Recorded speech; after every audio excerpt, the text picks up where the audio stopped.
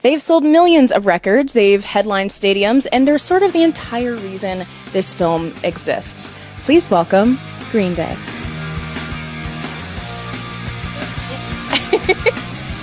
Hello, stomping on in. Right. Okay, next we have two more. Hey guys, I'm Ashby. Hi, Ashby. Hi, Green Day. Hi, Ashby. Hi, Green Day. Hi, Green Day. Could you imagine if all your names were Green Day? That'd be terrible. Okay, Papa Squat. Oh my god, look how tall I am. Oh shoot, I'm not taller than you. God damn. I got a high chair. Right. Okay, first, congratulations. Not only on this film, but also like the legacy that led to this film and the continued iconic presence that you guys have in the world. Oh, man. Yeah, you're welcome. Thanks. Of course, anytime. Thank you. You guys did it. First, what was the inspiration behind the initial concept of this film? Because I feel like with biopics and with spoofs, I feel like it could have gone in the wrong direction, but I feel like you guys really found a balance of honoring what you guys have built, but also telling it in a new kind of way. How did you find that balance? I'm just trying to be as tall as you right now. Yeah, I was like, well, hold on. There we go. I don't know. I got together with Lee Kirk and just wanted to make a kind of a slapstick movie about a bunch of kids coming out to have a band and come out and open up for us in LA, and they're from Kansas. Mm-hmm. So we just told some of he interviewed all of us.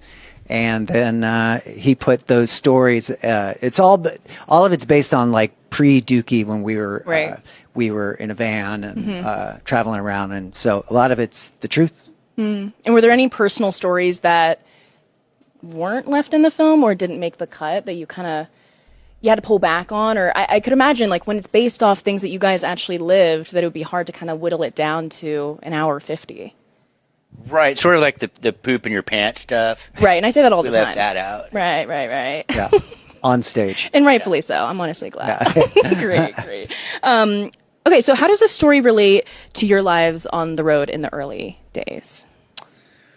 I mean, I think it's relatable in the sense that we didn't have a care in the world. You got nothing to lose, so risk it all. And a lot of throwing caution to the wind and just taking chances, leading with your heart rather than actually having a plan. And I think it's respectable, but also, it's useful. Yeah. And do you think when you're doing something like chasing a dream with a group of people, do you think that makes it easier or harder to chase it? Because I'd imagine you guys had opposing views along the way. Well, we just had nothing to lose. I mean, we all come from, small towns and working class towns and stuff like that. So I think for us, it was like we had nothing to lose, and we did crazy stuff, and there was no consequences. So it was a lot of fun. We live to get to the next gig, and I think the characters in Nimrods are, doing that. They're trying to get to their gig. Yeah. What was your favorite gig that you've ever played so far?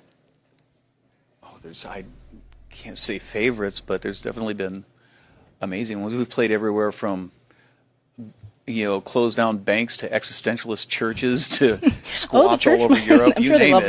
that. We played a number of different places. I don't know. It's that's the thing. Each one's its own adventure. One memory that came to mind was it was in Europe on the last tour, and Billy sang the lyric, "Here comes the rain again," and the rain came. You're kidding. That's crazy. Dude can change the weather. Wow. Cheaper than fake rain, I've heard. Then what? Fake rain? Fake rain. Oh, or yeah. chocolate rain. Yeah. Okay, go ahead, sing that. Okay, so all three of these characters that we kind of follow along, did you guys infuse yourselves into those characters, or how much of it was original versus based on? That's personal. Yeah, okay.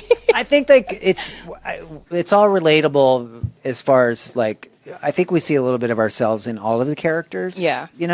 There's times to be like ambitious. There was times to be like bummed out. There was times to like, there was the struggle, but I don't know. We just kind of all for one for all, and so in a Three Stooges type of way. I love that.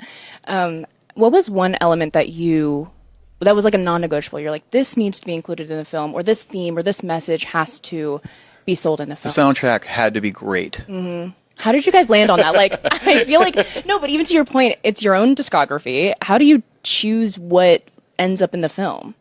I mean, that's the fun part. We didn't. We let Lee Kirk and, his son is a drummer, and I'm sure he imparted his opinions too. But they're fans. They know our music really well, and they know the catalog, and they got to do it, which is, in a sense, great because we get a first listen of what they were seeing in their mind. Yeah. Almost like It was fun because it's kind of turned into kind of a family type of, like, literally a family kind of atmosphere. Like my son, Jacob, he wrote 4 songs for it that the band is playing. And then Lee, his whole family's in it. So Jenna Fisher's in it. Right. Their daughter Harper and their son Weston. And so it's and then we had like my niece is in it, and like at one point. So yeah, it was just kind of like just a good time. That's so cool. Did you guys ever see this being like 20 years ago? Did you see this being a thing? Was this always kind of an idea that you guys wanted to see come to life?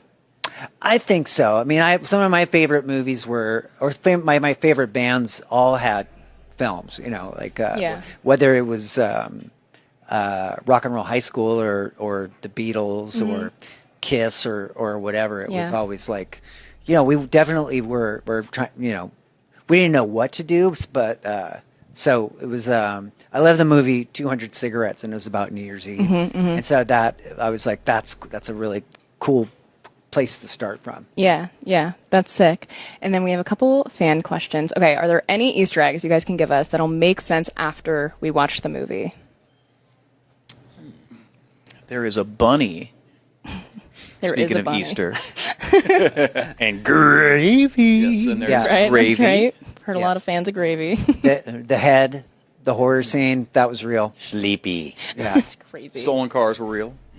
Okay, so you actually stole the cars. Write that down. Yeah. Right? Yeah, we toured in cars before. The playing Dominated Love Slave in a hick bar, that's true.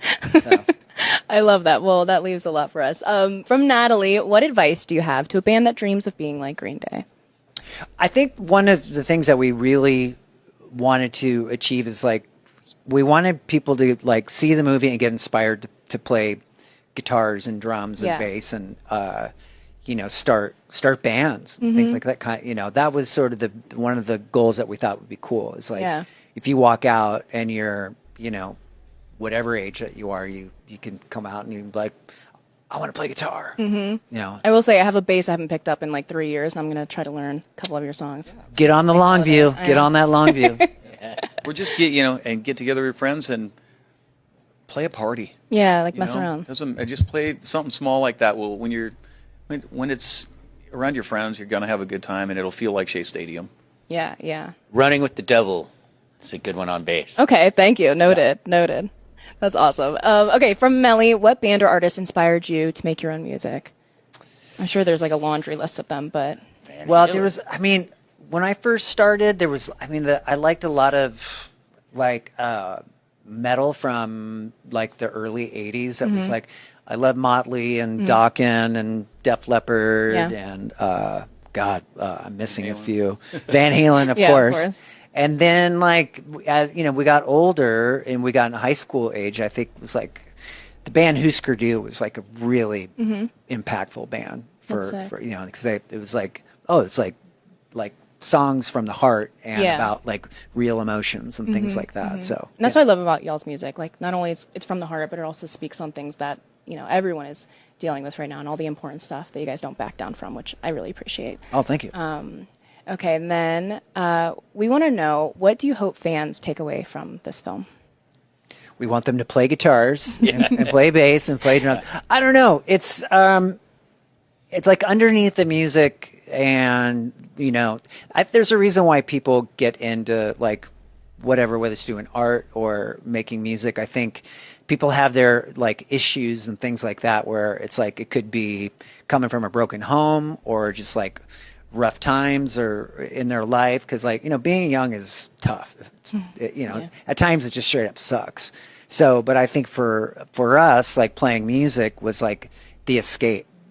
So As I think for a lot of people it Yeah. is. Well, thank you all so much, not only for this film, but for your music and for your presence. We all really appreciate it. So Thank you. so Thanks, much. Ashby. Thank you. Hey, we all lived together at a place called the Ashby House. You're kidding. Yeah, Okay, yeah. word. In Berkeley. So it was, I was It's named where after the, Ashby. Longview video was filmed. yeah. That's so sick. Wait, I love that. Yeah. Yeah. Well, there you go. I'm famous too. Yeah. It works. She's like in the that. movie. It's Check actually it out. in the movie. Thank you guys so much. All right, thank you. Congratulations. Yeah. You can take those mics with you.